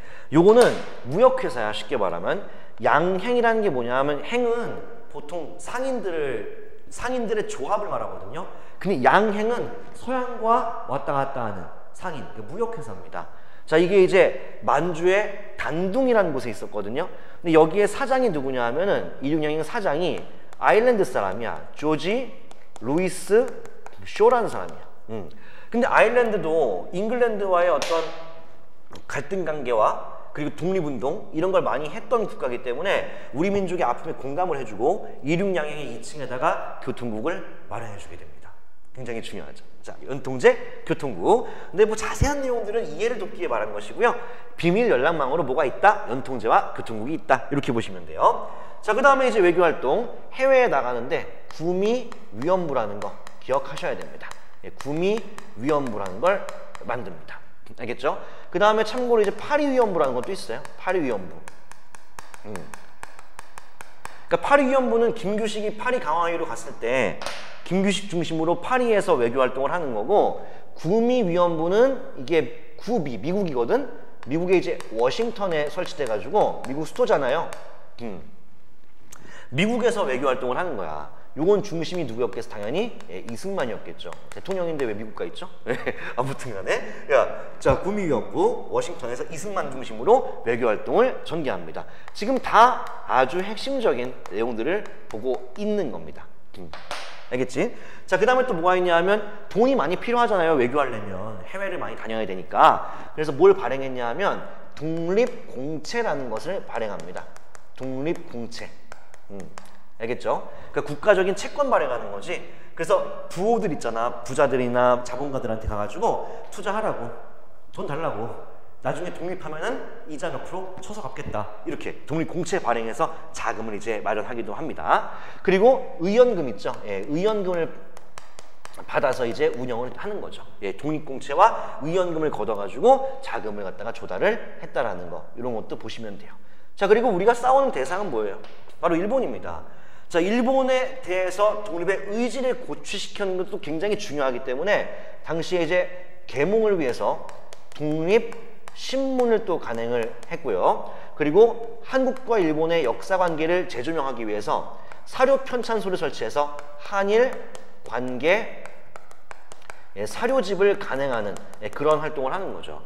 적을 알아야 이길 수 있는 거예요. 지피지기면 백전백승이다. 그런 말도 있지 않습니까? 자, 그래서 사료 편찬소를 두고 한일 관계 사료집도 간행했다는 거죠. 그리고 독립신문 있잖아요. 헷갈리지 마. 옛날에 독립협회에서 만든 그 신문이랑 이름이 똑같은 거예요. 알겠죠? 자, 요게 이제 외교 중심 활동입니다.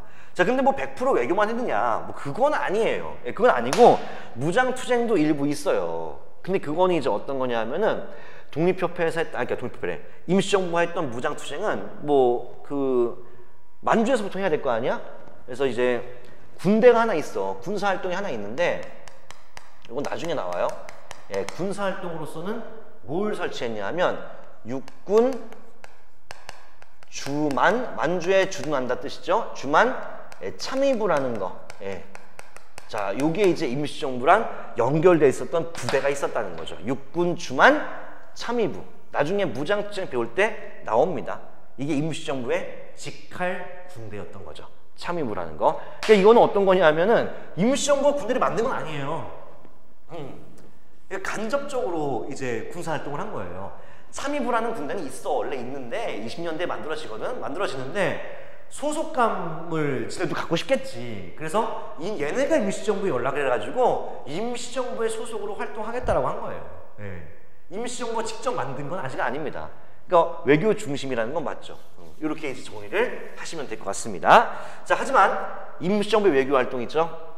이게 조금 무리가 좀 있었죠. 임시정부는 오래 가지 못해서 분열하게 됩니다. 자, 왜냐하면 외교활동의 성과라는 거 있죠? 이게 상당히 미흡했어. 네.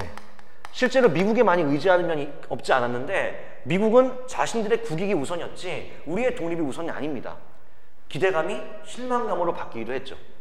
자, 그리고 돈은 많이 썼는데 돈 쓴 만큼 독립의 기미는 또 안 보이는 거예요. 참. 그러니까 비판받게 되는 겁니다. 아시겠죠? 외교활동의 성과가 미흡했다는 거. 이게 엄청나게 비판을 받아요. 그래서 그 당시에 이제 실력 양성론자라든지 특히나 무장투쟁론자들이 외교활동을 엄청 까기 시작합니다. 자, 그리고 또 어떤 문제가 있었냐면 내부적으로 이념대립이 있습니다. 이념대립. 자, 임시정부가 1919년에 만들어진 거 아니야. 그럼 20년대까지 활동을 쭉 할 거 아니에요? 근데 20년대에는 뭐가 들어온다 그랬어? 사회주의가 들어온다고. 그래서 이제 민족주의 계열과 사회주의 계열끼리 또 분열이 있었던 거죠. 이념 대립 내부적으로. 그 다음에 이념 대립과 연계돼 가지고 아까 말씀드렸던 독립운동 방식, 이거에 대한 이견도 있었던 거죠. 외교가 맞는 거냐? 무장측이 맞지 않느냐? 이런 식으로요. 자, 이런 거를 임시정부가 점점 분열하게 되는 겁니다. 자, 게다가 또 외교활동의 성과가 미흡하다는 점에서 이승만이 엄청 비판을 받는데, 이승만이 예전에 이제 국제연맹 이런 단체에 보냈던 독립청원서라는 게 또 문제가 되기도 합니다. 요거는 그냥 들어만 주시면 될 것 같아요, 일단은. 자, 그러니까 임시정부가 분열하고 있는 거야. 예. 그래서 이거 어떻게 해? 진짜로 여러 단체를 모아가지고 여러 네임드 독립운동가 다 끌어모아서 만든 단체인데, 그런 독립운동가들이 한 자리에 모이는 게 쉽지가 않단 말이야. 근데 분열하고 있잖아. 너무 아쉽잖아요. 그래서 당시에 임시정부의 분열을 극복하고자 회의가 열리게 됩니다. 자, 또한 1921년에는요 안타깝게도 교통국이 발각됩니다. 그리고 연통제도 발각됩니다. 그래서 교통국과 연통제라는 이런 비밀 연락망까지 다 발각되면서 실질적인 외교활동도 어려워진 상태가 돼요. 아시겠죠? 자, 그래서 이러한 종합적인 상황 속에서 임시정부 다시 한번 통합을 해보자라는 의미에서 되게 중요하다 이거. 뭐가 개최가 되었냐? 1923년에 국민대표회의라는 것이 개최가 됩니다. 되게 중요합니다. 예, 이게 핵심이죠. 시험 문제. 국민대표회의. 알겠죠? 23년. 응? 자, 지금 왜 개최했는지 아시겠죠? 이런 대립이야. 대립을 나가보려고 했던 거야. 이렇게 모이기 쉽지 않아요. 알겠죠? 근데 결론부터 말씀드릴게요. 국민대표회의 어떻게 될 것 같아요? 아쉽게도 장기간 회의를 했지만 결렬됩니다. 그리고 임시정부는 분열하게 됩니다. 응? 다 나가게 되는 거예요. 아시겠죠? 이때 국민대표회의 때 대립의 양상을 보면은 두 세력으로 나눠져 가지고 크게 대립을 해요. 바로 창조파 그리고 개조파, 이렇게 나뉘어가지고 대립을 한단 말이야. 여기에 대표자가 누구냐면 창조파의 대표자는 단재 신채호 선생입니다. 유명하죠? 역사학자이자 독립운동가죠. 그리고 우리나라를 대표하는 아나키스트, 무정부주의자입니다. 그리고 개조파는 바로 도산 안창호 선생입니다. 거물이죠. 이 두 거물이 세력을 분화하고 다퉜던 거죠. 자, 신채호의 창조파, 창조라는 건 뭐예요? 아예 무에서 유를 만드는 거야. 그러니까 임시정부 이게 뭐냐는 거야. 성과도 없고. 정부 부정하기 시작합니다. 독립운동할 때 정부가 필요가 없네? 독립운동 방식을 창조하자는 얘기야. 정부 말고. 그래서 신채호가 무정부주의자예요. 근데 안창호는 독립운동은, 그러니까 정부를 부정하진 않고 정부를 개편하자는 거지. 이런 식으로 막 싸우다가 결국은 결렬되고 신채호, 안창호 다 나가버려요. 그럼 누가 남아? 응? 누가 남아? 이때부터 김구예요. 네. 김구는 원래 엄밀히 따지면 이 임시정부에 김구가 이제 주먹이 좀 있죠. 네. 저 문지기로 들어왔지. 그러니까 직책은 경무총감이야. 임시정부를, 그러니까 김구 선생한테 임시정부는 자기를 받아준 고마운 곳이거든. 근데 싸우고 다 나가고 있잖아. 근데 김구는 그렇지가 않은 거야. 그래서 이 이후에 이게 결렬된 다음에 김구가 이제 임시정부를 어떻게든 이끌어 보려고 고군분투하게 되는 그런 상황입니다. 이 국민대표회의 때 거물들 다 나가요. 그럼 김구랑 몇 명 남아있는 거예요. 아시겠죠? 네, 그래서 이 이후부터 김구 선생이 임시정부를 끝까지 이끌어 나가게 되고, 실제로 그때부터의 임시정부를 우리가 많이 기억하고 있죠. 네, 그쵸? 자, 김구. 자, 지금부터 잠깐만 전개를 해볼게요. 자, 결국은 임시정부 안에 파탄 난 거예요. 자, 그럼 김구가 이제 등장을 하는데, 자, 김구 선생은 임시정부가 너무 고마웠지. 자기를 받아준 곳이니까. 그럼 다 나가버리니까 어떻게 해서라도 임시정부를 끌고 가고 싶어 했습니다. 알겠죠? 그래서 김구 선생이 남아있는 사람들 몇 명 안 되지만 그 사람들이랑 계속 그 헌법도 바꿔보고 이리저리 해보고 시도를 엄청 해요. 자, 근데 지금 김구가 해야 되는 거는 이승만의 이미지 너무 안 좋거든요. 그래서 1925년에 이승만을 탄핵을 해요. 탄핵. 알겠죠? 근데 아직은 대통령제이기 때문에 다음 대통령을 누구로 이제 했냐 하면 역시나 유명한 역사학자인 이제 박은식 선생을 2대 대통령으로 이렇게 올리게 됩니다. 근데 이것도 오래 못 가는 게 박은식 선생님께서 나이가 많아 돌아가십니다. 그러니까 이거는 뭐 대통령이 이렇게 할 사람이 없는 거야. 본인이 전면에 나서긴 좀 그래. 네임밸류가 좀 떨어지거든. 그래서 박은식을 갖다가 2대 대통령으로 올렸지만 사망합니다. 박은식이 또 대통령을 뭐 되게 하고 싶어 하지 않았어요. 알겠죠? 자, 그러면 대통령제를 하긴 좀 어렵지 않나? 이 이후부터 임시정부가 계속적으로 제도를 개편해요. 나름대로 자기들끼리 개헌을 하는 거죠. 그래서 대통령제였다가 이 이후에 뭘로 바꾸냐 하면은 내각중심제, 내각제로 바꿉니다. 내각제. 그러니까 지금의 이제 일본이나 영국 같은 그런 시스템이 되겠죠. 내각제. 그래서 국무령 중심의 국무령 중심의 뭘로 바꾼다? 내각 책임제. 내각 책임제로 개헌을 해요. 근데 뭐 의미가 있나요? 뭐 없어요. 그래서 한 번 더 바꿔요 또. 그 다음 뭘로 바꾸냐 하면은 여러 명의 국무위원을 두고 여러 사람이 지도하는 국무위원 중심의 집단 지도 체제로 또 개편을 했거든요. 근데 뭐 없어요. 지금 뭐 하고 있는 거지 지금? 김구는 자괴감이 드는 거야. 그냥 몇몇 안 되는 사람끼리 모여가지고 헌법만 보고 있어. 헌법만 자기들끼리. 대중들한테서 이미 임시정부는 실망을 안겨줬고요. 대중들의 기억에서 임시정부는 없어지고 있습니다. 김구는 내가 씨발 뭐 하는 거지? 자괴감에 빠진 거지. 뭔가 임팩트 있는 게 필요한 거야. 아직도 임시정부가 정부가 여러분 마음속에 우리 나라에 있는 많은 백성들과 국민들의 마음속에 정부가 있다는 걸 임팩트 있게 보여줘야 돼요. 이런 거 필요 없는 거야. 자기들끼리 내부적으로만 법 바꾸고 있는 거예요. 그래서 김구는 결심합니다. 그래, 내 스타일대로 가자. 야, 김구는 뭐 을미사변 이후에 옛날에 저 일본에 분노해가지고 일본이 폭행도 하고 막 그랬는데 김구의 스타일은 외교가 아니죠. 어떤 거예요? 싸우자라는 겁니다. 그래서 김구가 나중에 1931년에 나중에 배울 거야. 31년에 무장의거단체인 뭘 만들었다? 한인 애국단을 결성하는 겁니다. 이 한인 애국단에서 대표적인 사람이 누구냐? 이봉창 그리고 윤봉길 의사입니다. 이때 그것 때문에 윤봉길 의거 때문에 김구가 일약 스타덤에 오르게 됩니다. 자, 그러면 이 한인 애국단을 왜 만든 겁니까? 답이 없는 임시정부를 알린 거예요. 답이 없는 임시정부를 다시 한번 등장시켰고요. 그리고 김구를 일약 독립운동가의 중심물로 만든 겁니다.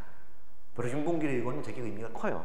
아시겠죠? 한인 애국단, 바로 임시정부의 새로운 활로를 모색하기 위해서 만든 단체입니다. 자, 그래서 이때 윤봉길의 의거 때문에 당시 난리가 나가지고 김구도 상하이에 있기가 좀 어려워져요. 그래가지고 이 이후에 김구는 여러 군데를 도망 다니는 거죠. 그러다가 쭉 도망 다니다가 1940년에 어디에 정착을 했냐면 상하이를 떠나서 충칭에 정착하게 됩니다. 중국의 내륙 도시 충칭에 정착을 합니다. 그리고 이 충칭에 와서는 군대를 만들죠. 바로 여기서 한국 광복군이라고 하는 우리나라 국군의 뿌리가 되는 핵심적인 군대를 만들게 됩니다. 이게 김구 스타일입니다. 이건 나중에 볼게요. 그리고 이때 1940년에는 김구가 직접 전면에 나서요. 김구가 직접 주석이 돼가지고 전면에 나서게 됩니다. 자, 이것이 바로 임시정부의 미리 흐름까지 한번 쭉 스케치를 해본 것입니다. 자, 오늘은 그래서 1910년대 국내와 국외의 민족운동, 그리고 3.1운동과 대한민국 임시정부, 일본 통치 방식의 큰 전환점이었죠. 네, 요거를 한번 정리해봤습니다. 감사합니다.